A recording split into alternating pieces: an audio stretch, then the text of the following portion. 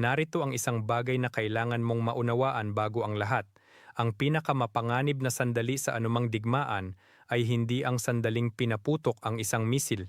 Ito ang sandaling hindi makumpirma ng isang pamahalaan kung nakaligtas ba ang kanilang pinuno. Iyon ang mismong sandali na kinaroroonan mo ngayon. Naglabas ng pahayag ang Islamic Revolutionary Guard Corps ng Iran. Ayon sa kanila, may mga missile na tumama sa lokasyon ni Benjamin Netanyahu. Ang kinaroroonan ng punong ministro ng Israel ayon sa IRGC ay hindi malinaw at pagkatapos nito ay dumating ang katahimikan.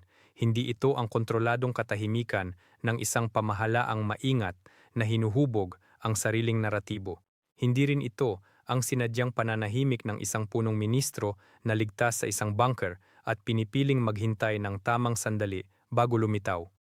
Ito ang katahimikan na bunga ng mga paghihigpit sa media sa panahon ng digmaan na ipinatupad ilang linggo bago ang pag-atake. Mga paghihigpit na lumikha ng isang pader ng impormasyon na napakasiksik, napakakumpleto, at napakatindi. Kaya ang pinakamahalagang tanong sa politika ng Israel ngayon, buhay pa ba ang punong ministro ng Israel, ay hindi masagot ng may katiyakan mula sa labas ng pader na iyon. Pag-isipan mo iyon sandali. Sa gitna ng isang digmaan na muling humubog sa mga pamilihan ng enerhiya sa buong mundo, nagsara ng isa sa pinakamahalagang daanan ng kalakalan sa kasaysayan ng sangkatauhan, nagdulot ng bitak sa Alyansang Atlantiko na naging gulugod ng seguridad ng kanluran mula pa noong 1949, nagtulak sa presyo ng langis patungo sa mga antas na kahit ang mga analyst ng Goldman Sachs ay ayaw lagyan ng limitasyon sa publiko at kumitil ng mga buhay ng mga Amerikano sa lupaing banyaga. Ang lider ng estadong nasa sentro ng lahat ng ito ay maaaring tinamaan ng mga missile ng Iran o maaaring hindi. At walang sino man sa labas ng information bubble ng pamahalaan ng Israel ang makapagsasabi ng may buong katiyakan kung alin ang totoo. Iyan ang sitwasyon ngayon. Iyan ang pag-uusapan natin sa susunod na ilang minuto. Hindi haka-haka, hindi kwento o naratibo, kundi eksaktong pagtingin sa mga katotohanan. Dahil ang katumpakan ang tanging mahalaga kapag ang isang sitwasyon ay ganito kalaki ang implikasyon, ganito kabilis nagbabago, at sadyang ginagawang malabo ng mga panig na may pinakamalaking pakinabang sa pagtatago nito. Magsimula tayo sa kung ano ang alam natin, at pagkatapos ay pag-usapan natin kung bakit ang mga bagay na hindi natin alam ay mas mapanganib kaysa sa mga bagay na alam na natin. Ang pahayag ng IRGC ay hindi malabo. Hindi ito may pag-aalinlangan. Hindi ito katulad ng mga maingat na piniling salita na karaniwang ginagamit ng mga organisasyong militar o intelihensya kapag hindi sila sigurado sa resulta ng isang operasyon. Tiyak ang kanilang sinabi. Ayon sa pahayag, tinamaan ng mga missile ang lokasyon ni Netanyahu. Ang kanyang kapalaran, ayon sa IRGC, ay hindi malinaw. Ang salitang hindi malinaw ang gumagawa ng mas maraming estratehikong epekto sa tunggalian na ito ngayon kaysa sa alinmang missile sa arsenal ng Iran. Dahil ang hindi malinaw ay hindi nangangahulugang patay. Hindi rin ito nangangahulugang buhay. Ito ay isang salitang eksaktong nakapuesto sa espasyong kailangan ng Iran. Isang salitang lumilikha ng pinakamataas na antas ng kawalan ng katiyakan, ng pag-aalala ng mga kaalyado, at ng diplomatikong pagkaparalisa nang hindi kinakailangang gumawa ang Iran ng isang pahayag na maaaring mapabulaanan ng tiyak. Kung bukas ay magpakita sa publiko si Netanyahu, kumpirmadong buhay, nasa pamumuno, at walang bakas ng pinsala, maaaring sabihin ng Iran na tinamaan ng missile ang kanyang lokasyon ngunit nakaligtas siya. Mananatiling buhay ang kanilang pahayag. Ngunit kung hindi siya lilitaw, ang pahayag na iyon ay lalawak upang punan ang bakanteng espasyo na nilikha ng kanyang pagkawala. Hindi ito aksidente. Ito ang arkitektura ng information warfare sa pinakamataas nitong antas ng pagpapatupad. At ipinatutupad ito ng Iran sa buong tunggalian na ito ng may antas ng katumpakan na hindi na kayang basta baliwalain ng mga kritiko nito o ng mga komunidad ng intelihensya sa kanluran. Tingnan natin ang record ng operasyon. halos bawat pangunahing pahayag ng IRGC tungkol sa mga pag-atake sa tunggaliang ito. Ang infrastruktura ng langis sa Rastaura, ang base pandagat sa Jufair, ang mga radar position ng Amerika, ang Hyatt Hotel sa Manama, ang mga forward operating bases sa Kuwait, sa Iraq, at sa Jordan, ang mga pahayag na iyon ay kalaunang napatunayan. Hindi agad-agad at hindi rin ng walang karaniwang pagkaantala na dulot ng mga pamahalaang maingat na pinipili kung ano ang kanilang kikilalanin at kung kailan nila ito aaminin. Ngunit kalaunan ay nakumpirma ang mga iyon. Sa madaling salita, ang mga pahayag ng IRGC tungkol sa mga strike sa tunggaliang ito ay may antas ng kumpirmasyon na halos walang kapantay kung ihahambing sa kanilang mga nakaraang record sa kasaysayan. Iyan ang kontekstong pinagmumulan ng pahayag tungkol sa lokasyon ni Netanyahu. Kapag ang isang organisasyon ay tama ng maraming beses ng sunod-sunod tungkol sa mga strike, ang pahayag na tinamaan nila ang punong ministro ng Israel ay hindi basta tinatapon o pinagtatawanan. Tinuturing ito bilang isang posibilidad na dapat seryosong suriin, at sa mismong sandaling ito, bawat kaalyadong serbisyo ng intelihensya, bawat station chief ng CIA, bawat liaison ng Mossad, bawat analyst ng GCHQ, bawat opisyal ng BND, ay ginugugol ang kanilang umaga sa pagsubok na sagutin ang tanong na hindi malinaw na masagot ng mundo dahil sa mga paghihigpit sa media sa panahon ng digmaan ng Israel. Nasaan si Netanyahu? Ngayon, mahalagang maunawaan ang partikular na estruktura ng kung paano hinawakan ng Israel ang impormasyon mula pa noong Pebrero 28 dahil napakahalaga nito sa pag-unawa kung bakit napakahalaga ng katahimikan tungkol sa kalagayan ni Netanyahu. Nagpatupad ang Israel ng malawakang paghihigpit sa media sa panahon ng digmaan.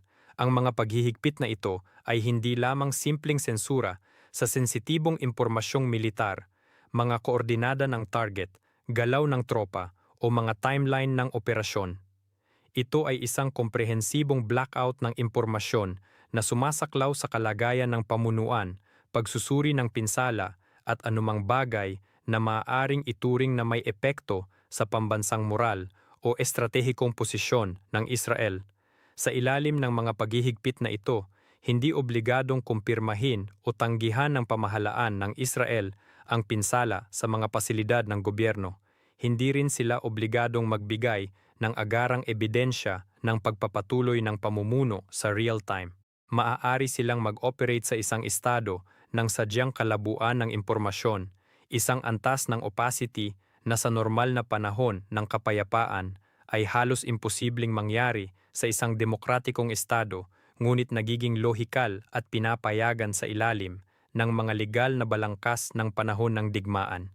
Ang ibig sabihin nito sa praktikal na sitwasyon ay ito: may gumaganang makinarya ng pamahalaan, may mga pahayag na iniuugnay sa mga opisyal ng Israel, may mga desisyong ginagawa, ipinapahayag at isinasagawa.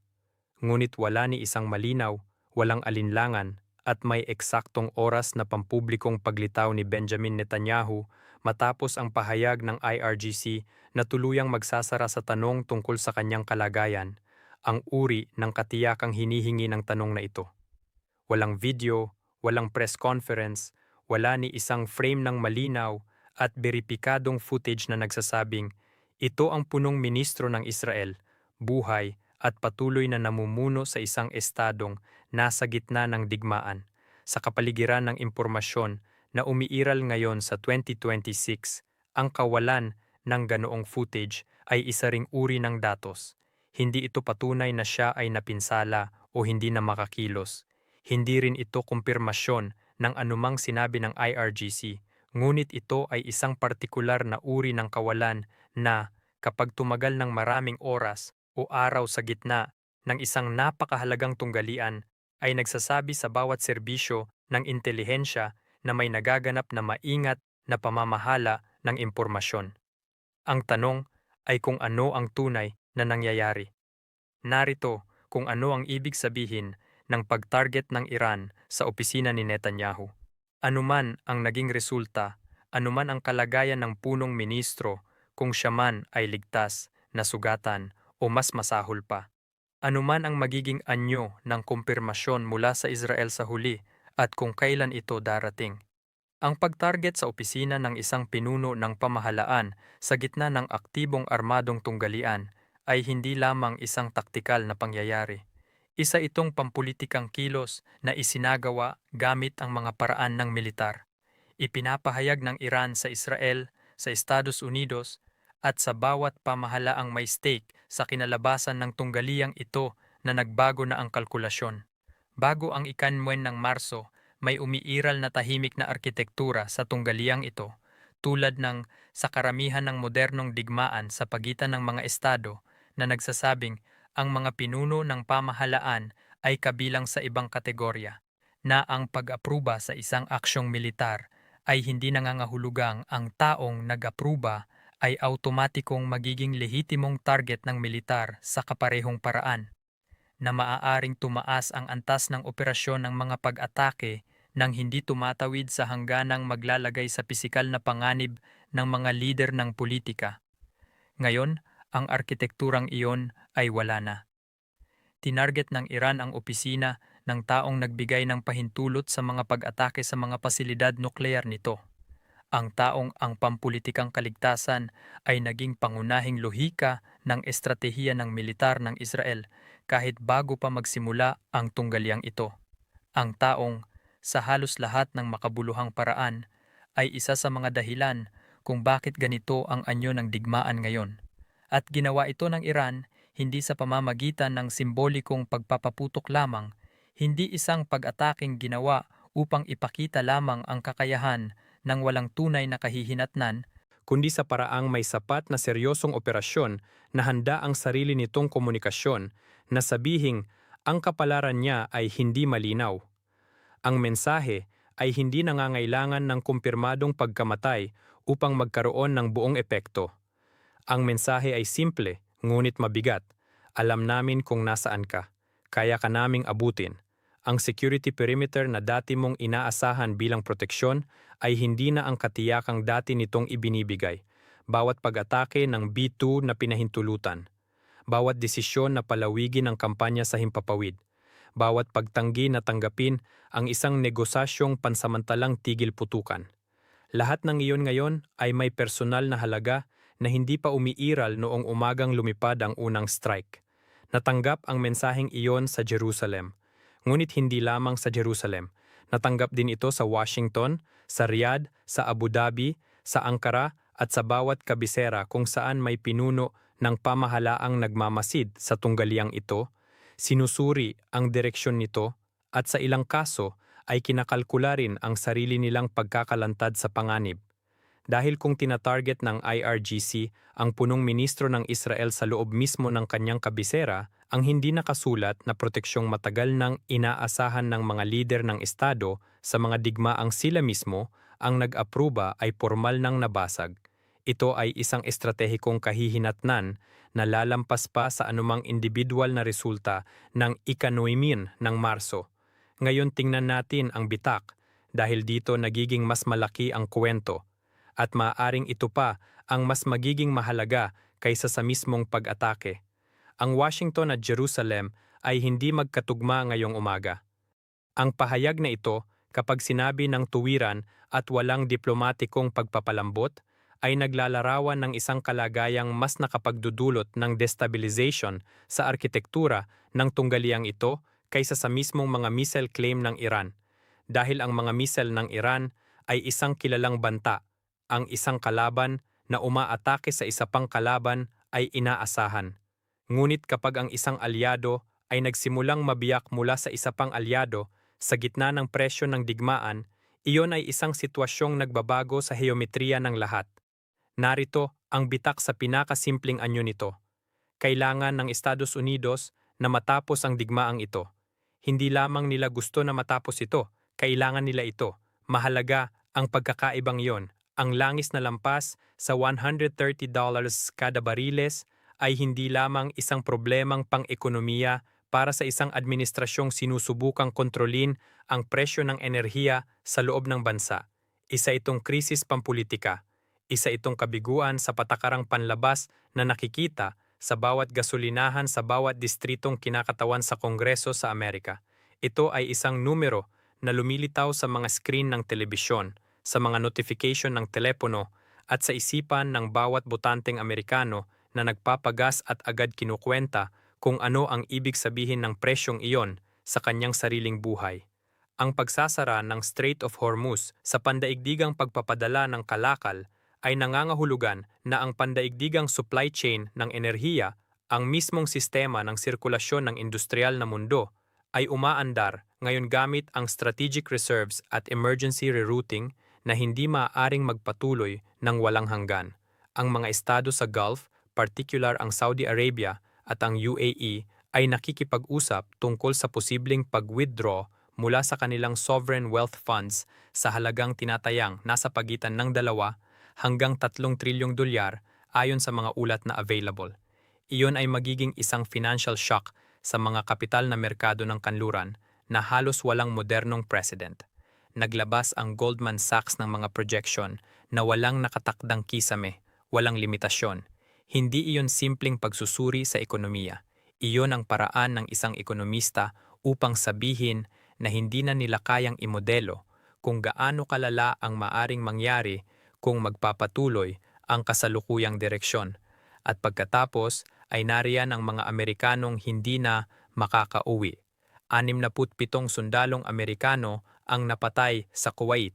Tinamaan ang Fifth Fleet sa Bahrain. Hindi ito mga abstraksyon.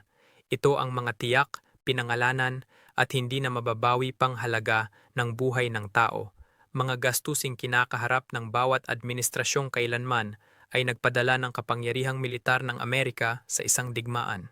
Kailangan ng Washington ng isang labasan, hindi isang ganap na tagumpay, hindi ang ganap na pagwasak sa kakayahang militar ng Iran, hindi pagbabago ng rehimen, hindi ang kumpletong pagpapahina sa IRGC, hindi ang permanenteng resolusyon ng tinatawag na Iranian Question, isang labasan lamang, isang landas patungo sa isang negosasyong kinalabasan na magpapababa sa presyo ng langis, magpapahintulot na muling magbukas ang Strait of Hormuz, magpapahinto sa mga talakayan tungkol sa malakihang pag-withdraw ng sovereign wealth funds ng mga estado sa Gulf,